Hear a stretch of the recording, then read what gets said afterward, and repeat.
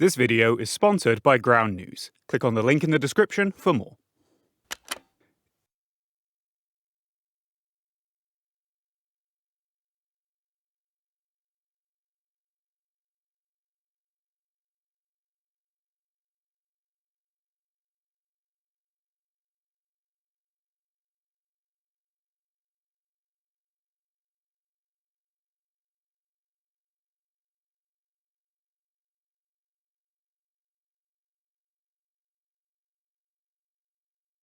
Helen Keller as much as a fraud as Coco. Helen Keller probably couldn't talk. Sorry. Helen Are you Keller really was trying to kind tell of me a that you could fraud? see all Do the some problems research. with Trust me, Coco Helen and then Keller Helen knows Keller her showed shit. it to How's the Helen world Keller like has full tried details to and tell tells you us all about the it beliefs all why the you way are to sister the of the girl teacher. to what she did. Wait, was Helen Keller really a... Hold that thought. I'm sure this is all very interesting, but I'm not going through this MS Paint Bond intro again. It's too long. Just skip to the part where you tell people Helen Keller wasn't a fraud and they fell for an ableist conspiracy theory. Oh, sure. I put a lot of effort into... Okay. Okay, Helen Keller. Now, I hate to invoke the SMBC version of Betteridge's law that says if your science journalism can be surmised with the word no, don't write it, because the answer to the question, was Helen Keller a fraud, is no. It is not blindness or deafness that brings me my dearest. It is not blindness or deafness that bring me my darkest hours. It is the acute disappointment in not being able to speak normally. It is the acute disappointment in not being able to speak normally. There. Case closed. Where did this idea even start? Let's get digging. Okay, so I've traced the latest trend of Helen Keller conspiratoring back to a now deleted TikTok video that appeared in May 2020 under the hashtag Helen Keller wasn't real. No, really. It's TikTok. Ugh, time to start following this paper trail, I guess. Okay, so I've watched dozens of Helen Keller TikToks now, and here's what I can glean. Half of them are memes, and the other half are actually pushing the conspiracy theory. But, I can't tell if this is Dreg post-meta satirical irony, or if I just don't understand Zoomers. Anyway, all of them go in the exact same way. Helen Keller was a fraud. There's loads of evidence to suggest that she was a fraud. Really? Like what? Yeah, she was deaf-blind, right? The life chances of deaf-blind children are very low in the modern era. Yet deaf-blind Helen Keller wrote 12 books and learned to talk and flew a plane. I mean, do they expect us to believe that? End scene. This isn't evidence. This is just a bunch of Zoomers being very publicly ableist. Look, I don't want to get back on my high horse and come down on you kids as some kind of arbiter of comedy because I'm not funny, but what is the joke here? What are you inviting us to laugh at exactly? Take this guy. Let me just ask you something real quick. Does this look like the signature of somebody that was blind and deaf? This is what they put out, and we all just ate it up. This guy says that he's being satirical. If you haven't read my profile, it's purely satire. Everything I do here is purely satire. Everything I will do here is purely satire. It's not my intentions to discredit the disabled community. But what in this is satire? 12 books. That's not even a realistic number for somebody that has all of their senses. Look, I don't want to single this guy out, but you just can't throw up satire as a defense like Daruk's protection, right? You can't just read passages from the Turner Diaries in a silly voice and say, that's satire. Satire has a message, a critique. So, a critique of what? I don't get the joke. What is the joke? As cursed as this content is, I think it's worth putting on an earnest hat here and handling this with a degree of sympathy. We filter the world through our own experiences and modes of experiencing the world, and we assume that the way we experience things is the way to experience things. It can be hard to imagine what being deafblind is like. To quote from the New York Times on their visit to the Helen Keller National Center for Deafblind Youths and Adults, a 1-hour experiment wearing earplugs that muffle but do not block all sounds, and goggles that simulate glaucoma, conducted under the supervision of Maura Platts, supervisor of the center's independent living department, provided a better understanding of the obstacles which the deaf-blind encounter while performing basic everyday tasks. Without sight and with only minimal sound, it soon became obvious why the world through which a deaf-blind person navigates is practically incomprehensible to anyone who can hear and see. So, for those of us who can see and hear, it's natural to ask questions like, how did Helen Keller learn to speak? How did she fly a plane? How did she write all those books? Because all the modes of interacting with the world used by non-deaf and non-blind people rely on sight and sound, it can be hard to imagine how deaf-blind people can learn how to engage with the world on terms set by the non-disabled. So let's engage with these points in good faith and assume that the people making them are curious, not malicious. The first question is, can deaf-blind people acquire the ability to speak? Yes. In 1964, a motion in the British Parliament calling on the government to do more for deaf-blind individuals revealed that there are about 2,700 deaf-blind people in the UK, of which 500 lack speech. So, quick maths, that's 2,200 deaf-blind individuals with the ability to speak. We have living proof that deaf-blind people can learn to speak and write books. Deaf-blind human rights lawyer Haben Girma has written a book and communicates with the help of assistive technology. She navigates the world with the help of her dog Milo. She's even a YouTuber. Well, I mean, nobody's perfect. She describes how she learns to speak in this interview with KING5 News. There are lots of different kinds of hearing loss. I have low frequency loss and some high frequency hearing. Speech intelligence is in the high frequencies. So it's slightly easier for me to speak compared to most deaf people because I can catch some of the high frequencies. And then I've also had lots of lessons from teachers, voice coaches, and working on my pronunciation and speech. She writes with a Braille typewriter. She has an absolute hunk of an interpreter. Studies into deaf-blind language acquisition are rare, but the ones I found on language acquisition in deaf-blind children finds speech is actually quite common. A cohort study in Denmark of 71 children between 3 and 18 who were born deaf-blind found 23% used tactile or touch-based language, 32% used oral language, and 39% visual sign language. This was across the whole cohort, so it was possible for children to report use of more than one mode of communication. Of the 23 children who learned to speak orally, 17 could produce conventional sentences expected for their age, and 12 could use language without any delay at the same level we'd expect of non-deaf-blind children of the same age. Unless anyone wants to report these researchers to the Danish Council on Scientific Dishonesty, yes, that is a real body, I feel quite confident in saying the data shows deaf-blind people are perfectly capable of acquiring speech. Okay, so how does someone born deafblind learn to communicate through writing and speech? How do you teach language to those with no audio-visual component? The short answer is lots of ways. Touch, braille, if the person retains some vision or hearing, it could be through visual signs or being able to catch some sounds. The follow-on from the question, how do you teach deafblind people to speak or read and write, is, well, if we can, why don't we see better life outcomes for deafblind people? And the answer is systemic discrimination in the education system and wider society. This requires a bit of a hike to the answer, so let's start from the beginning. In most countries, education and support for individuals who are born deafblind has been a sub-discipline of deaf education and teaching. Touch-based languages taught to deafblind children were adapted from sign language. When you touch something, you gain information about the thing you're touching. You can feel its shape, if it's soft or hard, if it has indentations, if it's vibrant. Get your hands off me! Touch-based communication predates Helen Keller by a couple hundred years. In 1648, John Bulwer wrote of an English couple who were proficient in communicating via touch. A pregnant example of the officious nature of the touch and supplying the defect or temporal incapacity of the other senses we have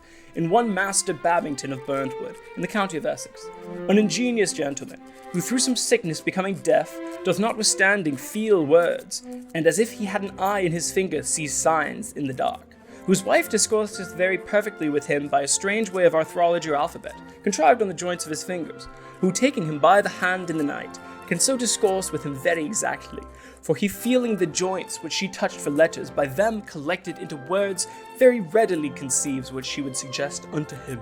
This is what it looks like in action. It's called fingerspelling. And Helen's teachers used the same method. Helen Keller was taught to speak using the Tadoma method, where a deafblind person places their fingers on a speaker's lips along the jawline with the thumb on the throat to pick up the vibrations of the speaker's throat. It's difficult to learn but can prove a good avenue for speech reception and is a useful tool in teaching deafblind people to speak, as demonstrated here by Helen Keller. We found that placing her hand in this position, the thumb resting on the throat, right at the larynx, the first finger on the lips, the second on the nose, we found that she could feel the vibration of spoken words. For instance, the throat, she feels the G, the hard G, the. And on the lips, she feels and the K sound. On the lips, she feels the B, with the second finger on the nose, the nasal sounds, the The methods pioneered by Sullivan and others to teach deafblind children became more common after repeated outbreaks of rubella left hundreds of children deafblind. The reason you only hear about the success stories of people like Helen Keller or Laura Bridgman or Olga Skorohovda is because these methods were sidelined by systemic failures in the education system created by the eugenics movement. No, really. Alexander Graham Bell, yeah, that Graham Bell, argued that if deaf people were allowed to communicate via sign language, their isolation from hearing populations would lead to more deaf marriages and consequently a larger deaf population. Bell was really worried about deaf people's clubs, deaf schools, and deaf people getting married. He believed oralism, getting deaf and deafblind people to communicate the same way as the hearing, allowed deaf people to leave their educational and cultural corners and participate in society at large, preventing the formation of a deaf race, which Bell considered a great calamity for humankind.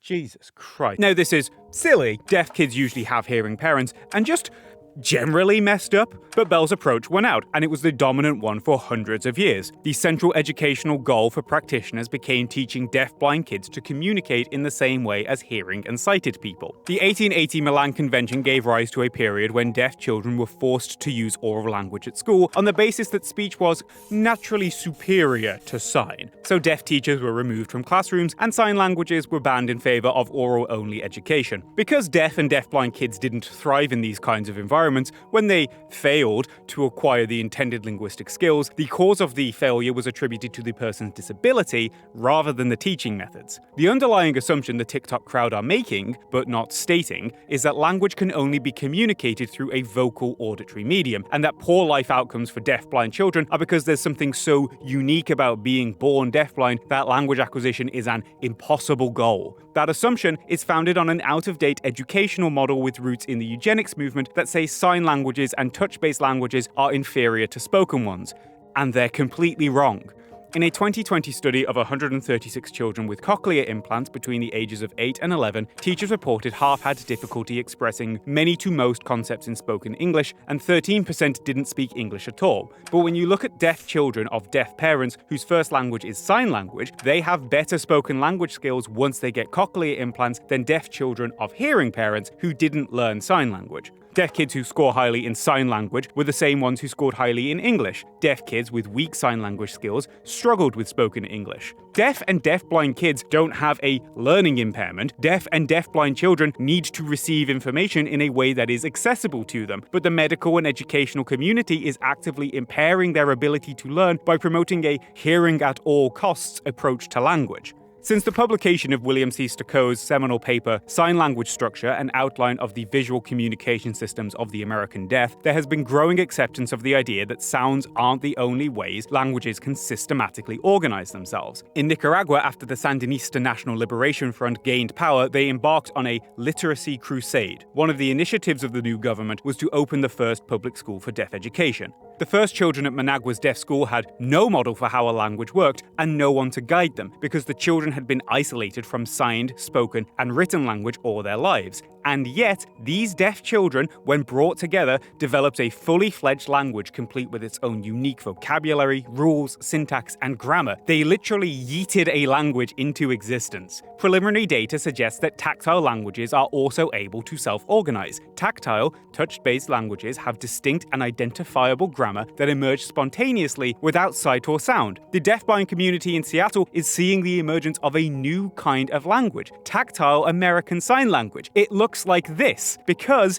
say it with me, Tactile languages are as valid as spoken languages. It's almost as if Chomsky might have been onto something with his theory that the human drive to create language is so strong it'll find whatever modality can sustain it, and the barriers to acquiring language are actually the result of systemic discrimination against disabled people within the education system and wider society, because that's how our hell world's been built. So yeah, it kind of becomes obvious why deafblind kids have different life outcomes when put in these terms. If all of your focus is on languages that rely on sight and sound for people who can't see or hear, then obviously they won't pick it up. If we change modes of communication to ones that may be more natural for a deafblind child, the situation changes. A longitudinal study of 6 children born deafblind found when a language code that's easy for deafblind kids to perceive and produce is combined with an emphasis on social interaction, the communicative abilities of deafblind children develop in much the same way as hearing children. I hope you're all snuggled up in your debunk beds, kids, because like most conspiracy theories, the truth is kind of boring. How do people acquire language? People are adaptive and innovative. We're always looking for solutions to connect and access information.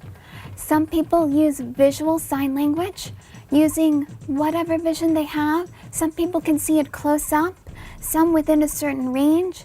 Others will use tactile, so they'll put their hands over the person's hands and feel the signs. Then there's print on palm, where you write letters on the palm. There's Braille, which I use. So the deafblind community uses lots of different communication tools.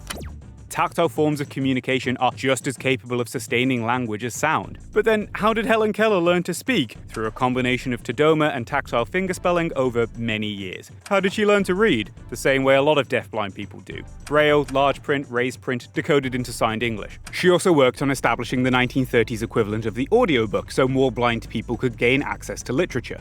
The Works Progress Administration has established a project for making talking book machines for the blind. 5,000 of these talking book machines have been made, and they will be distributed into the homes of the blind of America by the libraries of America in the same way that you receive your books in the home. How did she write books? Using a Braille typewriter. Fun fact, according to the supplementary material included in Keller's first autobiography, she could also use a sighted typewriter by gauging her position with her little finger. Just an aside to head this off at the pass, things become muscle memory after a while. Interactive part of the video, close your eyes and type out how well can I type without seeing on a keyboard. Chances are you got most of the words right because you can intuit where the keys are. Same principle. How did she write with her hands? A grooved board made especially for people who couldn't see. Blind writers would position a writing board underneath their papers, creating these kinds of built-in lines they can feel as they write. You can tell Keller used a writing board by looking at her lowercase y's, p's, and g's. See how they have these little indents, like something disrupted the handwriting? That's the slightly raised line on the board behind her page. Well, how did she do all this when she missed the language acquisition window? She didn't miss the language acquisition window. First, she communicated with her family using 60 different informal or pidgin signs well before Anne Sullivan arrived into her life. This is quite common among deaf children, it's called home sign. Second, the belief that there's a set age humans need to acquire language by is a lie. We're perfectly capable of picking up language well into our teens. With practice, adults can become pretty competent in a new language too. You missed a day, motherfucker! Well, how could a deafblind person fly a plane? Can you? You know, it's not like they just put her behind the controls of a Boeing 747 and were like, okay, good luck.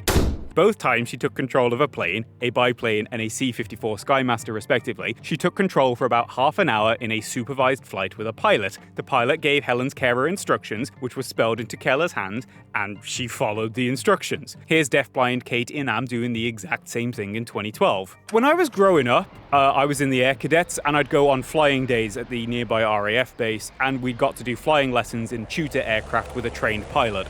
Literally all I did was hold the stick for 20 minutes and follow the pilot orders. It's not that hard to hold a stick.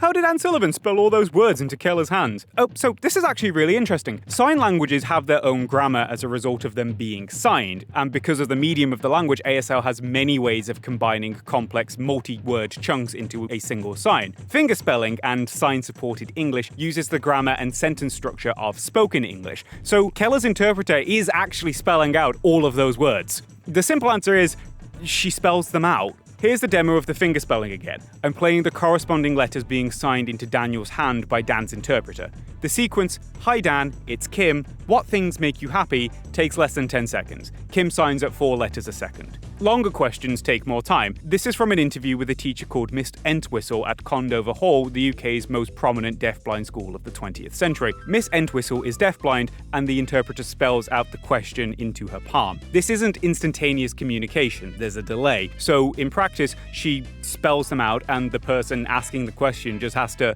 wait for them to spell it out. Miss Entwistle, you're blind and deaf yourself. Does it help you to understand these children?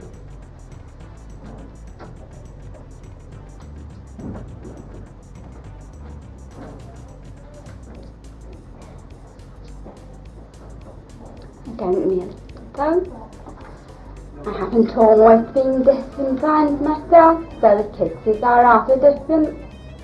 But I do feel that there are occasions when I can understand how the child feels more than the person. It feels really weird that I have to explain she just does, but well, here we are, I guess. Why did she stop giving speeches when Anne Sullivan died? She didn't. Anne died in 1936. Helen Keller gave many speeches after 1936, including ones to Congress about revising Social Security. Here she is giving speeches with her new carer, Polly Thompson. She never stopped giving speeches, and honestly, it says a lot about you that you can't tell the difference between Anne Sullivan and Polly Thompson. But then, why did Helen Keller stop publishing books after Anne died? She didn't. Anne died in 1936. Helen wrote about the importance of faith as a keystone for freedom during the Second World War. She wrote about her excursion to Japan in 1948 to visit those affected by the war. Helen published her tribute to Anne Sullivan in 1955 and The Open Door in 1957. Her essay, My Luminous Universe, was published in June 1956. Now, I'm no expert, but I think the 1950s happened after 1936. Could be wrong though. Then why do Helen and Anne have the same writing style? They don't. They're not even remotely similar. So why has no one been able to replicate Helen Keller's successes? We have. A few specialist schools started to crop up across the world in the 20th century, like Condover Hall in the UK, St. Michielgestel in the Netherlands, and a proper deafblind program at Perkins in the US, and they were able to provide children with some sort of care. How much more of life the children will share when they can read and recognize at least some sounds. And not only children benefit. For Dorothy Entwistle, for example, is 21. She's learning the manual alphabet and has already passed her GCE. She wants to be a teacher at Condover. By far, the most success was seen in the Soviet Union. No, bear with me, this is a relevant tangent. Unlike Western education that emphasized oralism and placed the failure of language acquisition on the unteachable deafblind individual, the Soviets believed hearing loss represented a direct challenge to Marxist ideology. Marx argued we each have a different consciousness of the world, but community and social interaction would lead to the shaping of a single class consciousness. The way we'd shape this social consciousness would be through language and labour. In capitalist societies, the Marxist argued, labour was exploited by others, but in a socialist society, people would participate in labour willingly, understanding that their work led to the formation of a better society. As people worked to build the utopia, they'd become hardworking and class-conscious. Hearing loss and disability cut people from the social influence of the collective by depriving them of social life. Deafness that deprived people of speech isolated them from the collective. It stopped them from working. It stopped them from obtaining class consciousness. In the Soviet context, disability was seen as a challenge, an obstacle to be overcome through medical, social, and educational means to not compromise the building of the Marxist utopia. Through labour, and with special accommodation, the disabled could become hardworking, industrious, and the model of the new Soviet citizen the Bolsheviks wanted to create. They could become equal. This opened an entire school of Soviet study called Defectology, which, name aside, aimed to provide individuals with disabilities the same educational opportunities as the non-disabled. This fed into the works of one Professor Sokolyansky, one of the fathers of deafblind education, who argued the development of deafblind children was the same as for hearing children with the right methods. He wrote, "The deafblind child possesses a normal brain and the potential for normal mental development. However, while possessing that potential, he can never achieve even the most insignificant degree of mental development relying on his own efforts.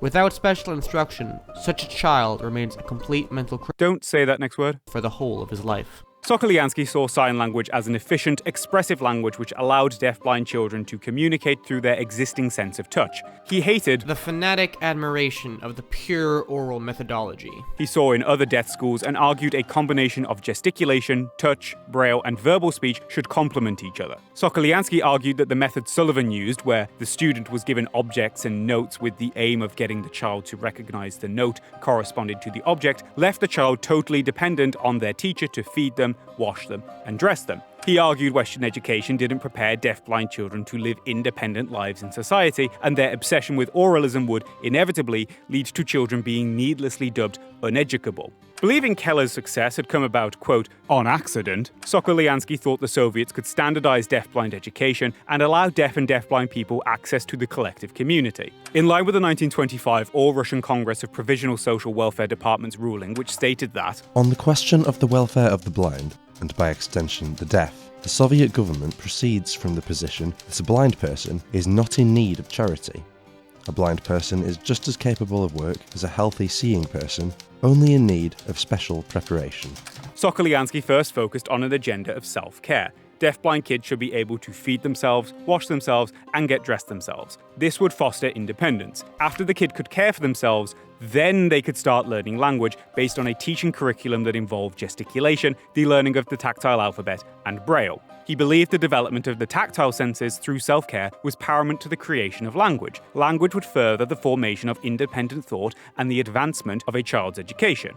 Flawed? Yes. Successful? Remarkably. The 8 children educated at Sokolyansky's school were taught how to support themselves and communicate with one another. But any progress made by Sokolyansky's approach was cut short by Stalin, who had Sokolyansky imprisoned, his school buildings confiscated, and his students moved to gulags. While Sokolyansky was released in early 1939, and while he managed to get some of his ideas adopted into the mainstream of Soviet special education, such as the formal adopting of sign language into the deaf curriculum in 1938, the Stalinist Politburo, both pre- and post-Second World War, was reluctant to fund research into deafblind education or replace the deaf schools they had closed. Stalin viewed deaf people as incapable of integrating into society and saw them as lesser citizens unworthy of building Soviet utopia. Writing in Marxism and Problems of Linguistics, Stalin called the deafblind anomalous who do not possess the faculty of speech and said, in this respect, the significance of the so-called gesture language, in its view of its extreme poverty and limitations, is negligible. Properly speaking, this is not a language, and not even a linguistic substitute that could, in one way or another, replace spoken language, but an auxiliary means of extremely limited possibilities to which man sometimes resorts to emphasize this or that point in his speech. Gesture language and spoken language are just as incomparable as the primitive wooden hoe and the modern caterpillar tractor with its 5-furrow plow or tractor row drill. Davai, comrade, off to gulag with you. I can't do this. Yes, despite what the mainstream media will tell you, there are, in fact, legitimate criticisms to be made of Stalin. Moskau, Moskau, wirft die Gläser an die Wand. Russland ist ein schönes Land. Olga Skodohovda, who lost her sight and hearing after contracting meningitis and went on to become a deafblind researcher, was cared for by Professor Sokolyansky at the Soviet School Clinic of Deafblind Children in Kharkiv. She survived Stalin's purges and resumed Sokolyansky's work in the 1960s alongside Alexander Mesheyakov. The deafblind school in Zagorsk, modern-day Sergiev Posad, took 4 deafblind children from the local orphanage and successfully educated them to degree level. But if that's true, why don't we see more Helen Kellers from that period? We do, you just never bothered to look into it. Victorine Modessu, James Mitchell, Zantani, Julia Brace, Oliver Casserell, Geraldine Lawhorn. If you mean more broadly, as in, why are there so few names from the global pool, it's because while Keller's family was by no means rich, if you ignore the fact that they owned a cotton plantation and her father was an editor at an Alabama newspaper, they were of well enough means to save Helen from institutionalization, which was a fate that befell a lot of other deafblind children. More on that later. Helen Keller was privileged enough to have dedicated, individualized teaching over many years that wasn't available to most kids.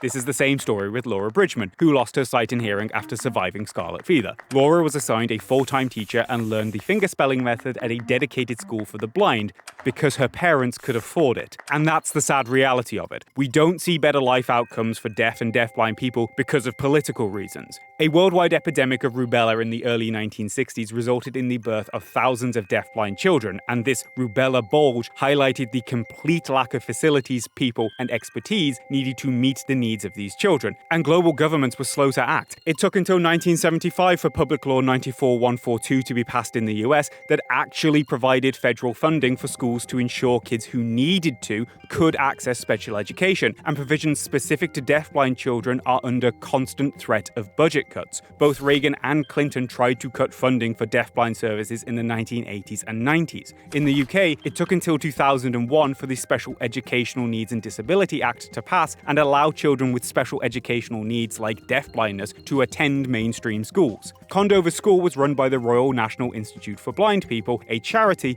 with little in the way of social support from the government. The 1964 motion that called on the government to do more for deafblind people in the UK only bore fruit with the passing of the 1970 Local Authority Social Services Act, which creates huge disparities in the quality of care people receive. It took until 2014 for this to be updated in the CARE Act, but thanks to austerity, the reforms it promised were underfunded. A lot of provisions in that act haven't been implemented yet. Austerity measures in place at the time the act was passed hit disabled people hardest by cutting disability allowances. We don't see more Helen Kellers, partly because there aren't a lot of deafblind people, the prevalence of children born deafblind is around 1 in 29,000, and partly because deafblind children require highly specialist intervention in order to access learning opportunities, whether this is in a mainstream or a special school. Wherever deafblind children are educated, the most significant factor in their progress is the support they received from qualified and experienced staff after the assessment of their needs. But the prevailing way of teaching deaf, blind, and deafblind children is the same as the one in operation 150 years ago, despite the shift in pedagogical thinking that aims to emphasize tactile language and human connection, and wider society is built against disabled people. There isn't the money to help unpaid carers like families or train special carers to meet those needs. Austerity means a lot of them are being abandoned by the systems that are supposed to take care of them, and rather than make society more accommodating for the disabled, like say teaching sign language alongside spoken language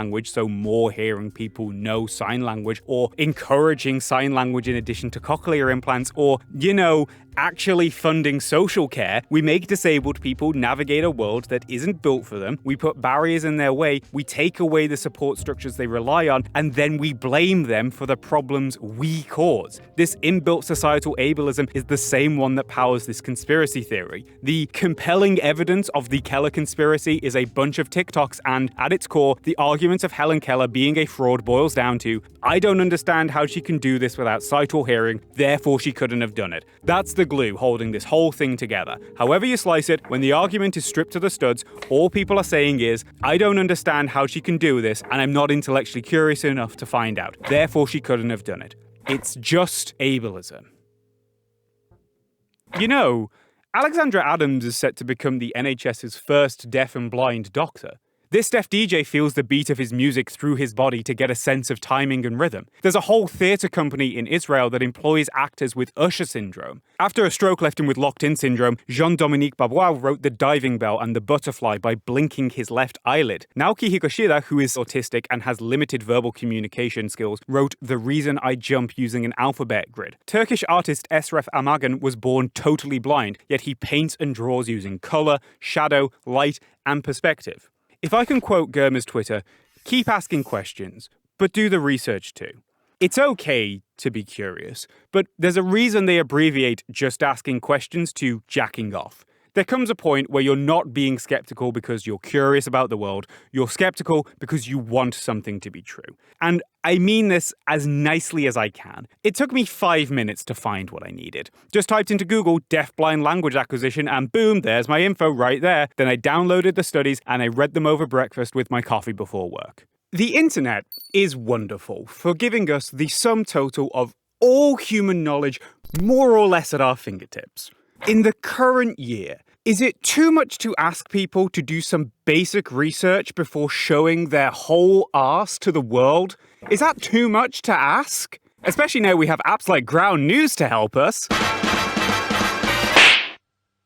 In an ever-polarized era where ad-driven algorithms are increasingly pushing us into echo chambers, it can be hard to know how complete of a picture you're getting from the news that you're reading. Ground News is the world's first news comparison website, pulling nearly 60,000 news articles from over 50,000 different news sources every day and aggregating them in one place so you can see where your news comes from and how stories are being presented to you from across the political spectrum. I really like the amount of data Ground News gives you. It lets you see who broke a story, the particular biases of the publications you're reading, which outlets are focusing on what stories, who owns the outlets and whether they're funded by wealthy corporatists or operate independently, and how rigorous the reporting practices of the news outlet are. My favourite feature is the blind spot reports that show which stories received coverage from one side of the political spectrum, but not the other. For example, if you swim in a right-wing news ecosystem, you might not know about how Tesla deliberately screened employee Facebooks during a unionization push in 2017, or how Tesla might face a mandatory recall by the National Highway Traffic Safety Administration because the autopilot system was designed to shut off when it detected an imminent accident. Whilst over in left-wing news ecosystems,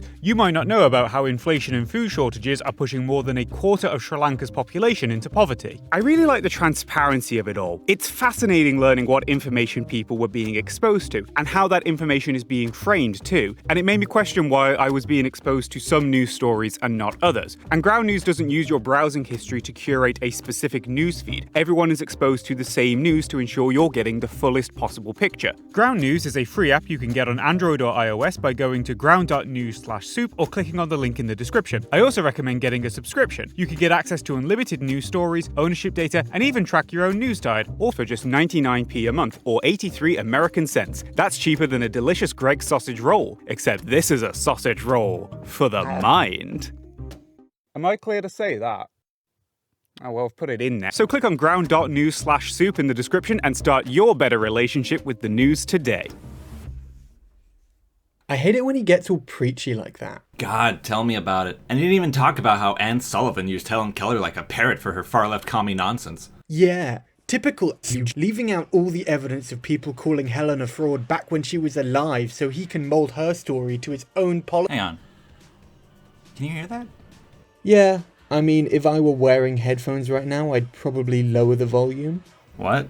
Oh, I'm just saying. If I were a headphone user, I'd definitely lower the volume a bit, because it kind of sounds like...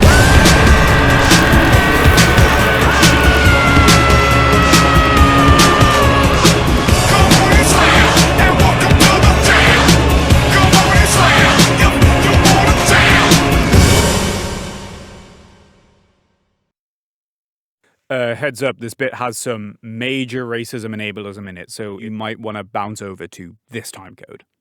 The far more insidious dimension to the notion that Keller was a fraud or a human parrot is that Helen Keller, who couldn't possibly know any better on account of her disability, was actually a vehicle for her handlers to espouse far-left radical politics. Okay. Okay. How do we unpack this? So, historically, dominant power structures have decided who can be literate and have rejected the possibility that certain types of people could be literate. This hasn't, historically, been confined to disability. Education and disability researchers Christopher Kluwer, Douglas Bicklin, and Christy Casa-Hendrickson note the remarkable similarities between accusations of Helen Keller being a fraud and those of the West African writer Phyllis Wheatley. Wheatley was a poet who wrote often about freedom and liberty. She was also kidnapped from West Africa as a child and enslaved in Boston. Wheatley had composed hundreds of poems by age 17, often powerful condemnations of the horrors of slavery and the systems that treat humans like commodities to be bought and sold.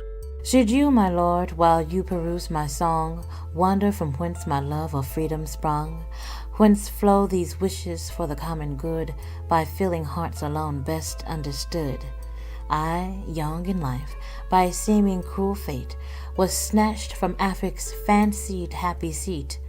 What pangs excruciating must molest, what sorrows labor in my parents' breast. Stilled was that soul and by no misery moved, that from a father seized his babe beloved. Such my case. And can I then but pray others may never feel tyrannic sway?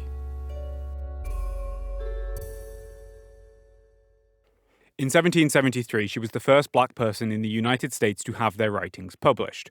Wheatley's contemporaries, however, considered Africans incapable of creating art or literature, because the question of whether Africans could be seen by white Europeans as human hinged on their ability to read and write. If they could read and write, then that would afford them humanity. And if they were afforded humanity, then what does that say about the systems that profit from the enslavement, brutalizing, and killing of your fellow humans? In response to this question, dominant powers and thinkers of the time who, might stand to lose from enfranchising certain groups, asserted that Africans couldn't produce things like art or literature. David Hume, writing in Of National Characters, said, "Incapable of neither action or speculation, no ingenious manufactures amongst them, no arts, no sciences." When David Hume was confronted with evidence that a Jamaican named Francis Williams was an accomplished writer, he dismissed the report, arguing that likely he is admired for a very slender accomplishment, like a parrot who speaks a few words plainly. Which is kind of funny coming from the bloke who said, "A wise man proportions his belief to the evidence." Facts don't care about your feelings, Dave. There, I took a cheap shot at Ben Shapiro. Please shower me in patron donos. Accusations of being a parrot were also levelled at Wheatley to dismiss her poetry. If she wrote the words attributed to her and was able to recite those words, it didn't mean she created those words, the allegation went. It was merely a rote response to the cues and signals of others. Because Wheatley and Williams were powerful voices that couldn't be ignored by the powerful, their literature had to be rendered invisible to maintain the systems that justified their dehumanization and enslavement. And it was rendered invisible by saying people were putting words into their mouths. I hope we can all recognize how fucking absurd that is, but the same system of dehumanization was used against Helen Keller 12 decades after Wheatley's writings. The basis for the incredulity was that Helen Keller threatened the widely held position that the disabled were subhuman, so couldn't function as full and literate citizens of society. Keep in mind, Helen Keller lived during a time where Sir Francis Galton had published his book Essays in Eugenics. Countries were passing eugenicist laws. In the UK in 1908, the Royal Commission on the Care and Control of the Minded published a report called The Problem of the Minded, which recommended setting up a unitary authority to care for Britain's disabled. What this actually meant was imprisoning people for life to safeguard the health of wider society, mainly by sending them to labour camps. Churchill, Churchill, was a strong supporter of that report. Churchill, concerned about the costs of forced segregation on British society, advocated forced sterilisation instead. A simple procedure, blasting your balls with X-rays, which would stop the undesirables of society from breeding while letting them keep their liberty. How kind. In 1912, a private member's bill was introduced in the House of Commons called the Minded Control Bill. This would evolve into the 1913 Mental Deficiency Act, which stopped short of sterilisation but would confine the disabled to asylums instead. The US passed a law to prevent people with disabilities from moving to the US, marrying, or having children. State eugenics laws led to the institutionalization and forced sterilization of disabled adults and children. And these state laws were upheld by the Supreme Court as constitutional. Best-selling book The Kallikak Family by Henry H. Goddard proposed that disability was linked to immorality and alleged that both were tied to genetics.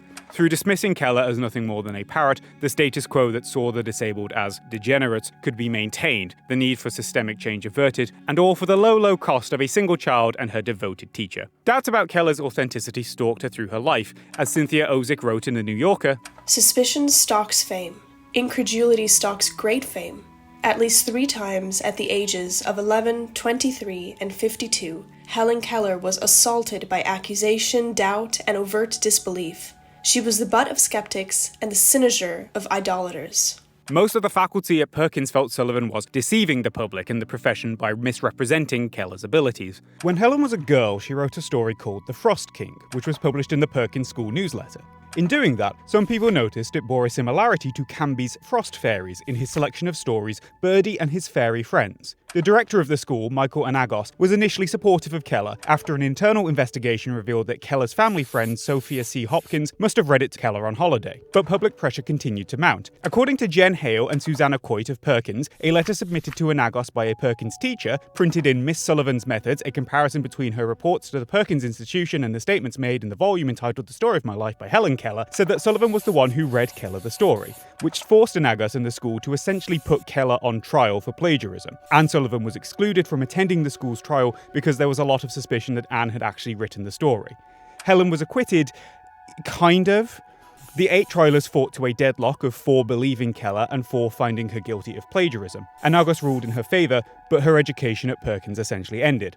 Anagos would go on to label Keller a living lie, and the pain of the idea that she was a human parrot for creative theft never quite left her. The Frost King incident would be fertile ground for doubters. The Miss Sullivan's Methods manuscript argues that, given the Frost King incident, it's difficult to determine how much of the story of my life was really Anne Sullivan speaking through Keller, and that people went soft on Keller over the Frost King incident because she was deafblind. Now, the manuscript publishes Helen Keller's Frost King and Canby's Frost Fairies side by side and underlines passages which are similar or identical to one another. I'm going to show you the whole extracted column side by side from the manuscript. And yeah, there's overlap, but it's not even remotely close to a carbon copy.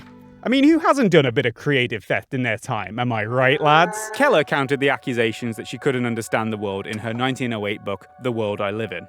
Scientific men think that I can know very little about objects even a few feet beyond the reach of my arms. Everything outside of myself, according to them, is a hazy blur. Trees, mountains, cities, the ocean, even the house I live in are but fairy fabrications, misty unrealities. Ideas make the world we live in, and impressions furnish ideas. My world is built of touch sensations, devoid of physical colour and sound, but without colour and sound it throbs with life. Every object is associated in my mind with tactile qualities which, combined in countless ways, give me a sense of power, of beauty, or of incongruity. It is not for me to say whether we see best with the hand or the eye. I only know that the world I see with my fingers is alive, ruddy, and satisfying. The colours that glorify my world, the blue of the sky, the green of the fields, may not correspond exactly with those you delight in, but they are nonetheless colour to me. The sun does not shine for my physical eyes, nor does the lightning flash, nor do the trees turn green in the spring, but they have not therefore ceased to exist, any more than the landscape is annihilated when you turn your back on it. As Keller got older, there was a shift. Helen Keller was a socialist. Side note, in the Coco video, I labelled Helen Keller as an anarchist because she joined the Industrial Workers of the World, which has a lot of roots in anarchist philosophy and traditions, and she spent a lot of time with anarchists and anarchist movements, like anarchist Emma Goldman, who was imprisoned for distributing leaflets about providing people with birth control. But the IIITTT isn't an explicitly anarchist union, and it was a reach on my part to label her as an anarchist, so this is serving as a corrective. Socialist is a more accurate way to describe Keller's politics, so even though Keller interacted with anarchist groups, she herself wasn't an anarchist. Her experience of isolation and the realization that mutual understanding and cooperation can overcome silence and darkness laid the groundwork for her radicalism. As she wrote in The Hand of the World for American Magazine, "The bright world of my imagining did not live up to the world of facts. A world of misery and degradation, of blindness, crookedness and sin. A world struggling against the elements, against the unknown, against itself. We cannot shut our eyes to these glaring evils. I am the determined foe of the capitalist system, which denies the workers the rights of human beings. I consider it fundamentally wrong, radically unjust, and cruel." Her blindness and the interest in the causes of blindness led to her realizing how common blindness was among the working poor. Often, blindness was caused by industrial accidents in mines, mills, and factories. As she wrote in her essay, The Social Causes of Blindness, "Blindness, the physician says, resulted from ophthalmia. It was really caused by a dark, overcrowded room, by the indecent herding together of human beings in insanitary tenements. We are told that another case was produced by the bursting of a wheel. The real cause was an employer's failure to safeguard his machines. Investigation shows that there are many clever safeguards for machinery which ought to be used in factories, but which are not adopted because their adoption would diminish the employer's profits. Does it occur to you that the white lace which we wear is darkened by the failing eyes of the lace maker?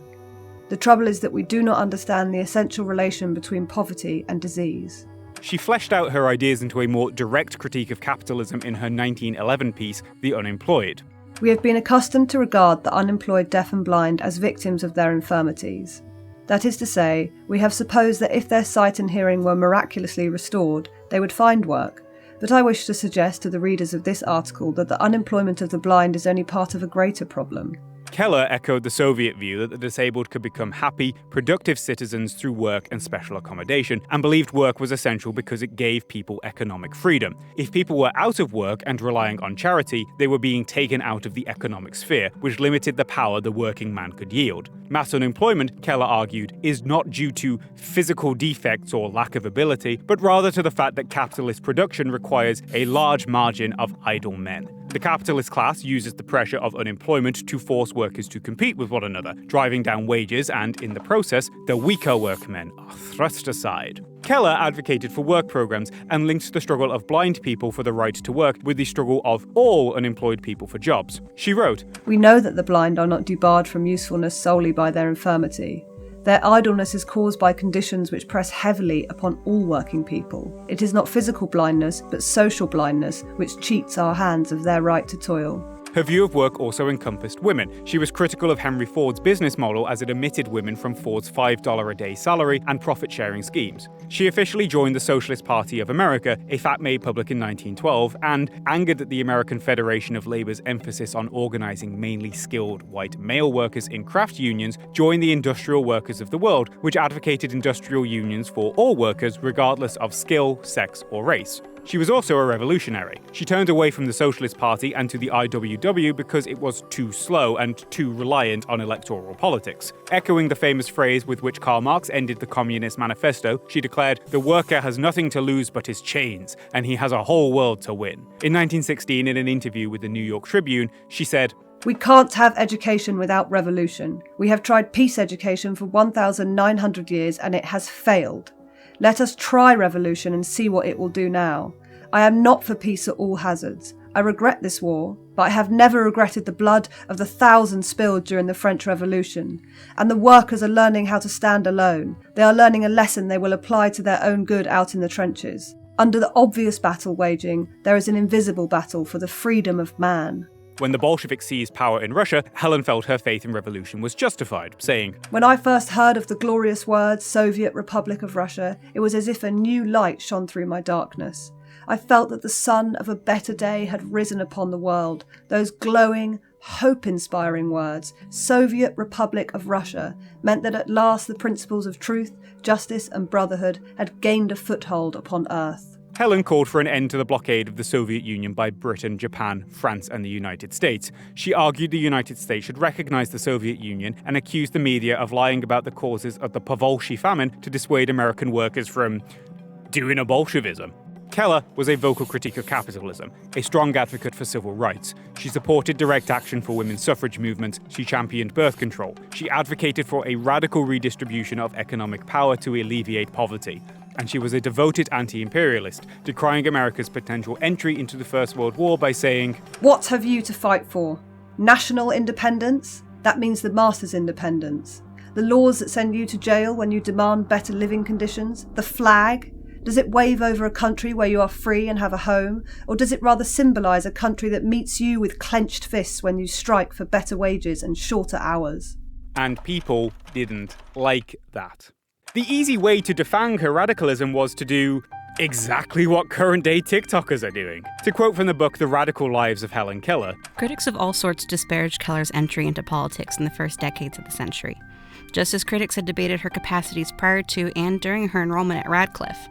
Editors and the reading public generally wanted nothing from her but uplifting commentaries on how she conquered her disability. Political opponents questioned her capabilities and attacked her colleagues for misleading and manipulating her. According to detractors and sometimes well-intentioned supporters, her blindness and deafness rendered her politically disabled and thus incapable of independent and reasoned political opinions. They considered her unfit for broad-ranging civic life." See, it turns out, if you don't particularly care for socialism or people asking questions like, why do children toil in the mills while thousands of men cannot get work? Why do women who do nothing have thousands of dollars a year to spend? It's incredibly easy and effective to just fall back on ableist ideas that poor Helen, who couldn't possibly know any better on account of her being deaf and blind, was being groomed and taken advantage of by people filling her head with leftist nonsense so she could be wheeled out and manipulate people into voting for Joe Biden or whatever. It's almost shocking how regularly and consistently opponents would fall back on this tactic. The story of my life was attacked in The Nation for the purloining of things beyond her powers of perception with the assurance of one who has verified every word. When Keller published Out the Dark, a book about how she thought socialism was based, biographer Dorothy Herman says it all but destroyed her angelic image and led several commenters to state that she was just a victim of exploitation or completely ignorant of politics by virtue of her disability. The editor of the Brooklyn Eagle, who didn't like Keller's radical ideas, attributed them to mistakes that sprung from the manifest limitations of her development. In 1916, Keller sent $100 to the NAACP with a note of support. What a comment upon our social justice is the need of an association like yours. It should bring a blush of shame to the face of every true American to know that 10 million of his countrymen are denied the equal protection of the laws. Ashamed in my very soul, I behold in my beloved Southland the tears of those who are oppressed, those who must bring up their sons and daughters in bondage to be servants. The Alabama newspaper, the Selma Journal, rather than engage with the US's less than great history of race relations, published her letter with an editorial alongside that effectively argued Keller was being misled by those around her. The Selma Journal article reads, "The people who did such wonderful work in trick training. Miss Keller must have belonged to the old abolition gang, for they seem to have thoroughly poisoned her mind against her own people." They're calling Helen Keller a race traitor. Fucking hell. John Macy, the firebrand Marxist who helped Helen in the preparation of The Story of My Life, began to receive the same insinuations of control that assailed his wife, Anne Sullivan.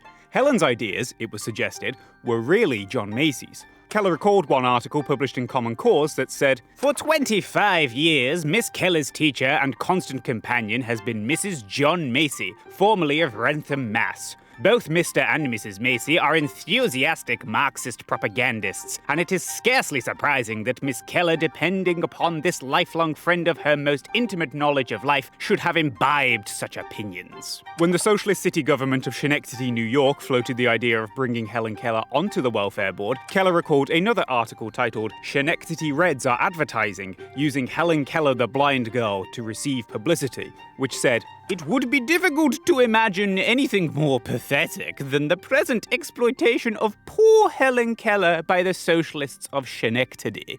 To highlight the ignorance of a lot of the Keller conspiracists, their claims only ever concern Anne Sullivan. Keller was a parrot for Anne Sullivan's crazy Marxism, the line goes. But 1, Anne Sullivan wasn't a socialist, she was non-political. In her letter, How I Became a Socialist, Keller says Sullivan disagreed with Keller's politics. Sullivan was neither a suffragist or a socialist. According to the biographer Joseph Lash, Anne Sullivan compared herself more to Arthur Balfour, Conservative Prime Minister of the UK. The New York Times asked Keller explicitly whether she got her politics from Anne Sullivan, and Keller said much the same thing. The most political thing Anne Sullivan said that I could find was that she didn't care much for Woodrow Wilson, and maybe the First World War would destroy capitalism. In 1955, Helen wrote in Teacher Anne Sullivan Macy, "She was never a standard bearer, except in the sense that she fought against all man-wrought limitations as a crime, and held freedom of mind, conscience, and inquiry as sacred." And according to one of Helen Keller's biographies, Anne Sullivan was, if anything, a counterweight to some of Keller's more radical tendencies. Keller needed to see the world as a contest between good and evil, cut off by blindness and deafness from many of the signals that brute experience sends most of us, counselling caution, compromise, greyness instead of black and white, lent itself to dichotomies. If she kept some grip on reality, it was because of her teacher, Anne Sullivan, a woman of practical common sense. 2, Helen Keller had many carers in her life. For example, this woman, Polly Thompson, a Glaswegian woman who worked as a secretary for Helen Keller and took over as Helen Keller's interpreter after Anne Sullivan's death.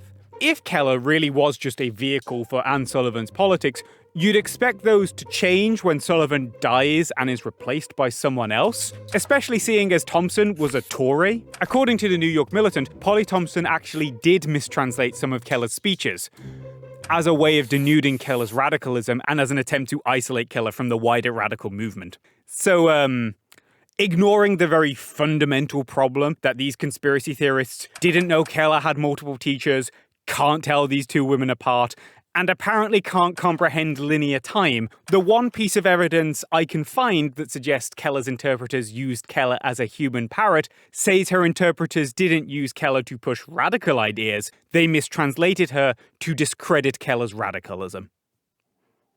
Just gonna let that one hang in the air for a bit.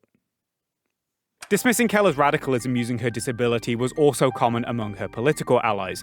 Here's what the centre-left Detroit Free Press wrote about her in 1914. As long as Miss Keller appears before the public in the light of a member of society struggling nobly under great handicaps and furnishing by her example inspiration of others who are unfortunately placed, she does valuable work. But the moment she undertakes to speak ex cathedra, as it were, of all the political and social problems of the day, she receives a consideration out of all proportion to her fund of knowledge and judgment. Helen Keller struggling to point the way to the light for the deaf, dumb, and blind is inspiring.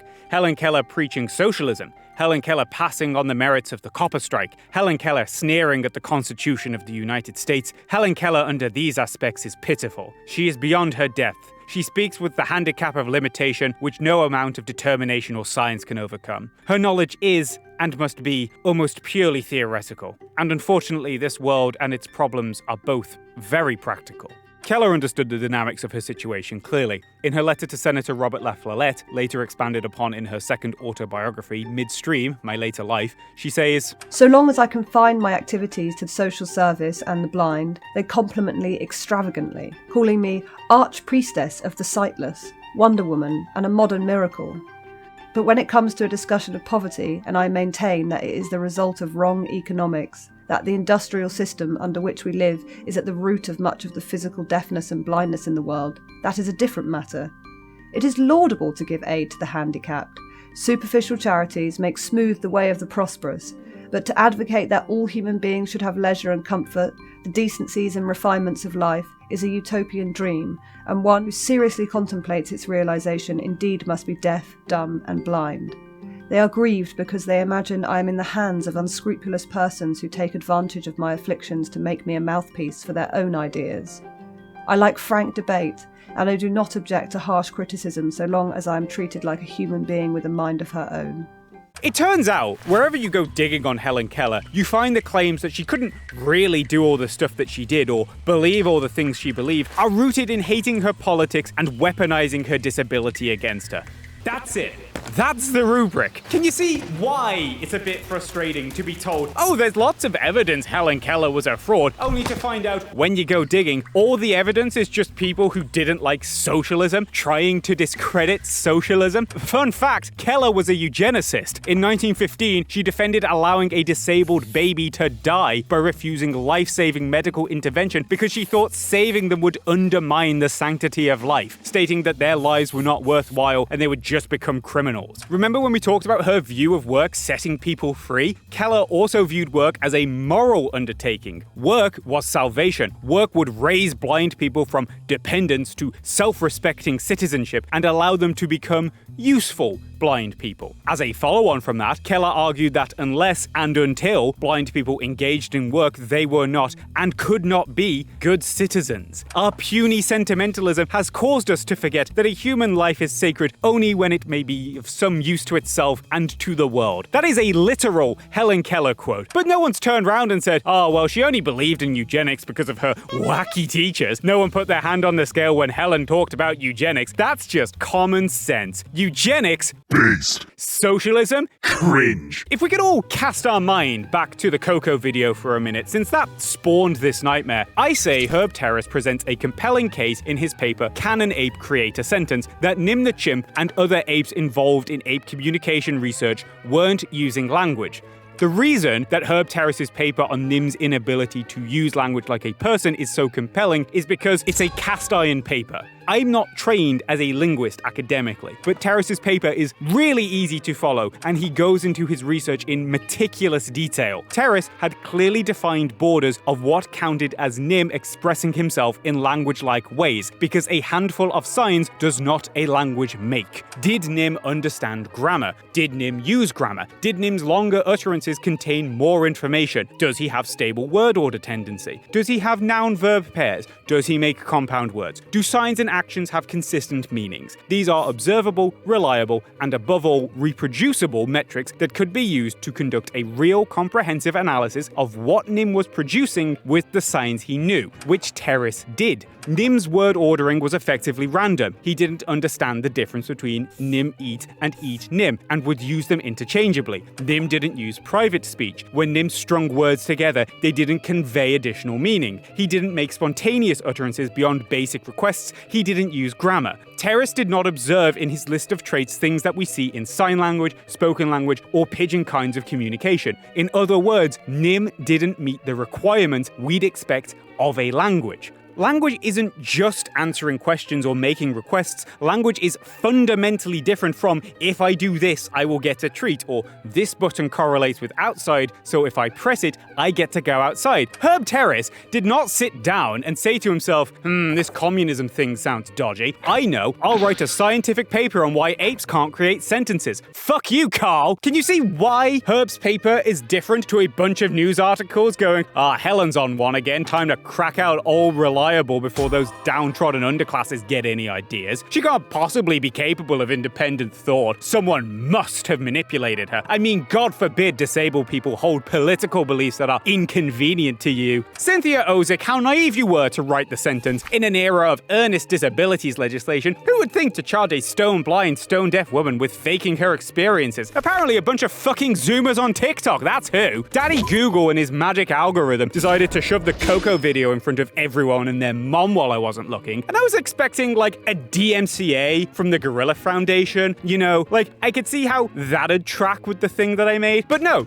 it turns out I should have been expecting the shockingly large number of people asking me to do a follow-up about Helen Keller. Going into this, I just kind of assumed that there'd be something, like a factoid I'd missed or a hole in my research, because I had the naive belief that people always engage in good faith. So imagine my surprise when I go digging and find out it's just a bunch of fucking Zoomers on TikTok taking the piss, only to find out, no actually, this very obvious piss take took on a life of its own, as ballooned into a fully fledged conspiracy theory that has millions of educated, otherwise well-meaning people believing in this nothing burger because they heard some ableism manufactured by people 100 years ago who didn't like socialism and went, oh yeah, that's pretty cast iron. Why the hell did I listen to the comments section, you pieces of shit? Are you doing okay?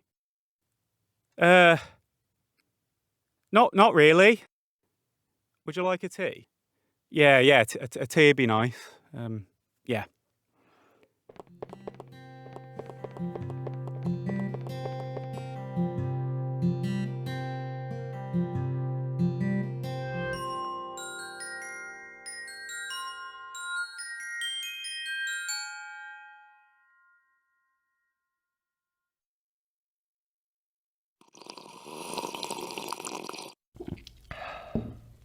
Listen, I don't deliberately go looking for swudge politics. It's just social justice has a way of cropping up in the background, like Kaiser Soze.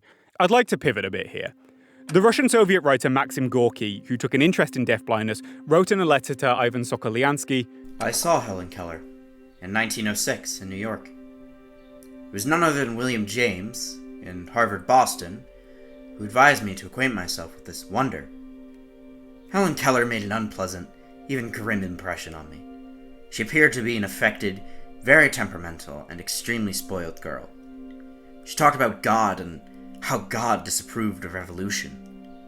In general, she reminded me of those blessed and holy nuns and pilgrim women whom I've seen in our villages and convents. She was surrounded by a collection of old maids who flustered round her as if she was some kind of parrot whom they had taught to talk. It was quite obvious that Keller was a business proposition for her retinue. This is the more interesting crux of the conspiracy. To quote again from The Radical Lives of Helen Keller, editors only wanted to publish Keller's writings about herself, a subject on which she no longer cared to write. Keller seems to have escaped one stereotype only to move to another, from the politically manipulated and publicly pitied deaf and blind young virgin to the politically safe but glorified super blind saintly spinster. Gorky criticized Keller from the perspective of a Marxist revolutionary. He didn't like that Keller was religious, and he didn't like the way Keller had been commodified by the people around her. The Silent Worker, a newspaper for those who worked with the blind, made the same observation. Keller's agents were more interested in extracting capital from Keller's ability to talk and read than advancing any social causes. Helen's public image was very managed because there was an understanding she needed to be the model disabled woman, read, pass as non-disabled.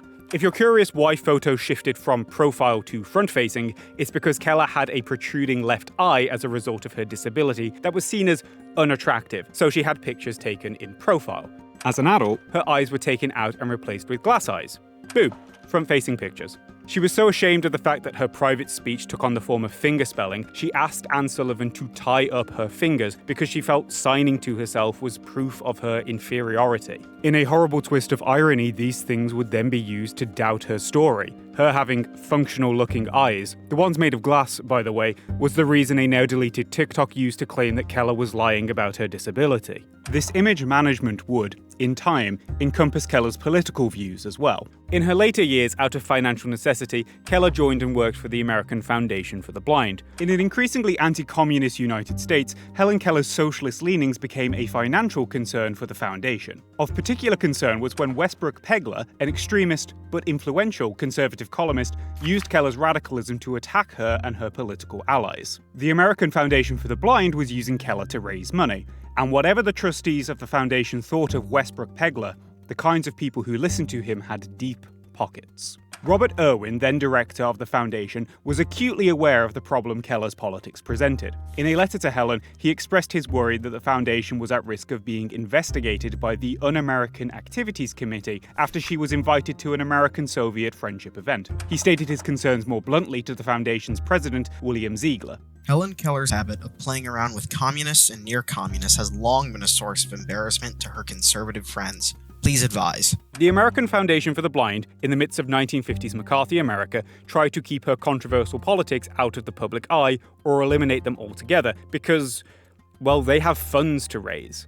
As ghoulish as this will sound, the foundation took the position that this political stage management would need to carry on after Keller's death. A lot of Keller's personal records, diaries, correspondence and so on were destroyed by fire. What's left was taken in by the American Foundation for the Blind, who started legacy planning for Helen Keller in 1950. Now, the American Foundation for the Blind couldn't stop people writing about Helen, but they could, according to letters between Doubleday editor Ken McCormick, who had copyright on nearly everything Keller published, and Neela Brady-Henney, who had power of attorney for Helen, control the flow of information. The goal was to create two broadish images of Helen Keller: the deafblind girl overcoming great personal tragedy, and the peace-loving, politically inert, international figure, adored by all who met her. Over time, Henney began to worry about how the American Foundation of the Blind would use Keller's letters and writings to these ends. She attempted to use her power of attorney to transfer Keller's writings to the US Library of Congress, but she failed. Keller had a falling out with Henney, and everything was left to the foundation. The American Foundation for the Blind then purposefully began to collect other archival materials and restrict who had access to them. While they've opened up their archives to the public, and while they helped make this video possible in the first place, the memory we have of Helen Keller is ultimately shaped by the decisions that were made decades ago to flatten her into a carefully curated, one-dimensional character. In almost every newspaper, letter, or magazine article about Helen Keller, she's declared to be a woman of genius, possessing knowledge by virtue of her extraordinary gifts. In life, those with power boxed Keller in as the perfect storybook character who popped into existence, became deaf and blind, overcame her adversities, and learned to speak. And they didn't appreciate Keller diverging from this narrowly defined path they set out for her, so they swept it under the rug. In doing this, Keller becomes an unintended cudgel for the non-disabled. Disabled people arguing for greater rights or a more accommodating society can be safely ignored, because Keller overcame these issues through her own ingenuity and intellect. It turns out, the idea of the super disabled is also an effective way to deny disabled people in society dignity. Nick Haidt, known on TikTok as Lefty on Hard Mode, talks about how there seems to have been a societal overcorrection in the way we talk about disability. The portrayal of disabled people as superheroes who somehow got their powers because of their disability is a weird overcorrection from those telethon days that portrayed us all as hopeless cripples, and yet it still manages to serve the same main purpose, which is to make non-disabled people feel better about themselves. rules. When you see a cheesy inspirational post on the internet, you let your brain short circuit and give you the happy chemical. You don't have to change your behavior or think about how they continue to face very real struggles every day. Just tap like and keep scrolling. They're fine, right? They're superheroes. Plus, what's great about this approach is that we get to do it forever, and Helen can't push back against this cartoonization of her life because she's dead. I mean cartoonization literally too. I bought a lot of kids' books on Helen Keller so I could piece this together. If you feel like chipping into the cost of that, my PayPal's in the description. Here's an itemized bill. Almost none of the children's books about Helen Keller mention Keller's radicalism. I'm serious. Young Helen Keller, Woman of Courage, is a 30-page picture book biography. The first 29 pages take her up to age 12. The last page condenses the whole remaining 66 years of her life into one paragraph. When Helen was 20, she did something many people thought was impossible. She went to college. Annie went with her to help her study.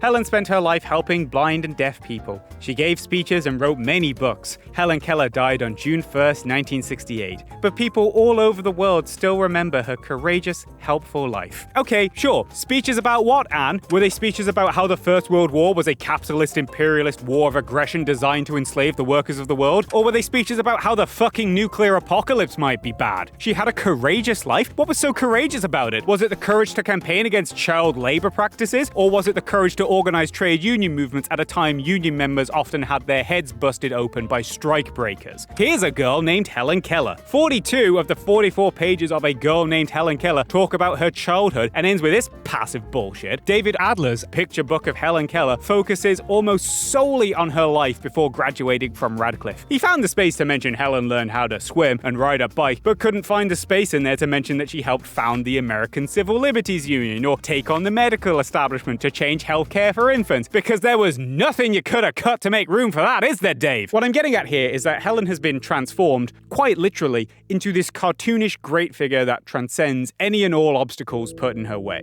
Other deafblind people, lacking such unique genius, could not hope for success in their studies and shouldn't get ideas above their station. Or worse, the failure to do what Helen did isn't because of societal barriers, it's an individual failing. It's the same tactic American conservatives use with Martin Luther King Jr. Take a few snippets of his speeches, strip away the parts where he calls for affirmative action, and then repackage King's speeches to sell to people in order to create a Storybook King, who did some marches in the 60s, ended racism, and all those people calling for affirmative action programs are misguided because, well, King wouldn't have supported affirmative action if he were alive today, don't you know? The lesson we are meant to take from Storybook Keller seems to be, society is fine the way it is. Look at Helen Keller. Even though she was deaf and blind, she worked hard, with a smile on her face, and overcame her adversities.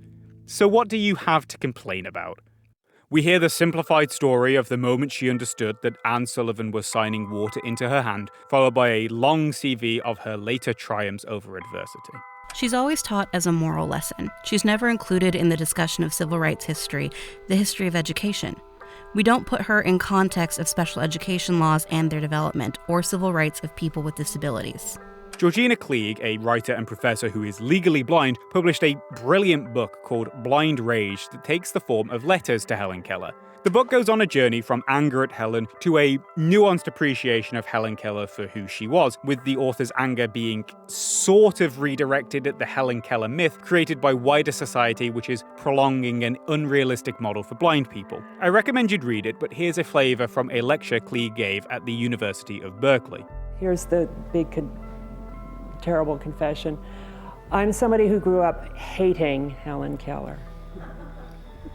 I hated Helen Keller when I was a child because as a disabled child, I felt that she was held up to me as this role model it was impossible to emulate because she was not only blind and deaf, but she went on to overcome her disabilities, to get a degree from Radcliffe, to publish books, and to be a international celebrity.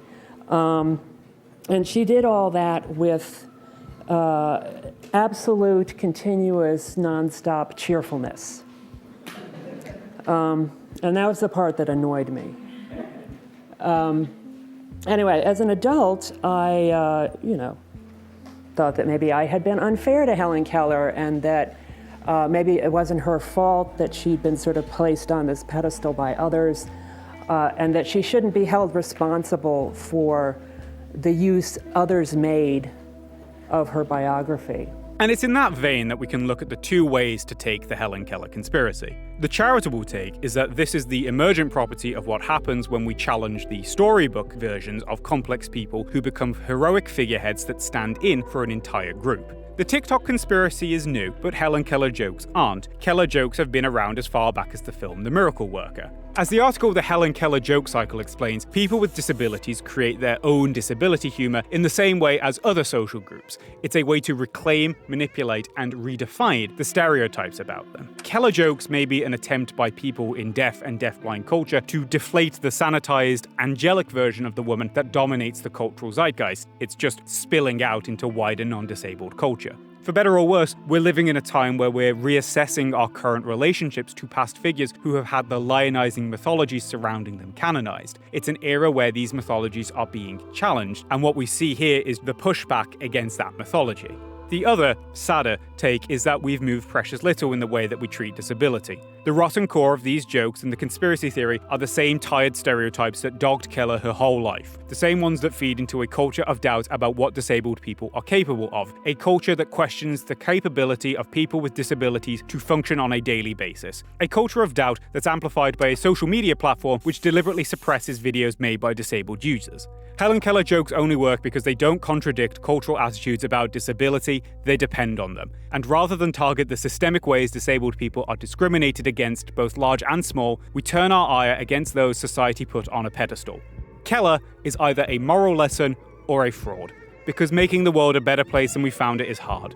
It's a lot easier to pretend the disabled simply don't exist.